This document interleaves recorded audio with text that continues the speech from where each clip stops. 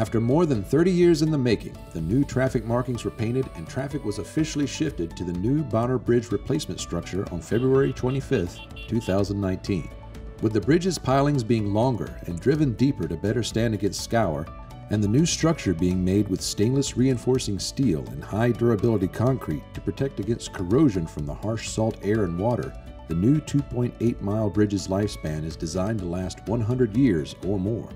The high-rise portion of the bridge stretches more than half a mile with 7 navigational spans, each averaging roughly 300 feet in width, providing more options for maritime navigation under the new bridge. On the deck, the new bridge has 12-foot wide travel lanes and 8-foot wide shoulders that improve safety for all traveling the new bridge.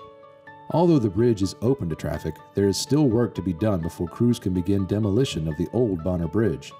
Over the next few months, crews will be making the finishing touches, transferring utility lines and conducting a final cleanup of the new bridge, which will require occasional lane closures. NCDOT urges motorists in the area to stay alert, obey posted speed limits, and to watch signs for construction information and lane closures. Those traveling the new bridge should expect daytime lane closures of NC12 Monday through Friday through spring. One lane will remain open during these lane closures, however motorists should allow extra travel time. Mariners in the area of Oregon Inlet should also maintain caution and keep clear of buoys, anchor lines, and barges working on the water.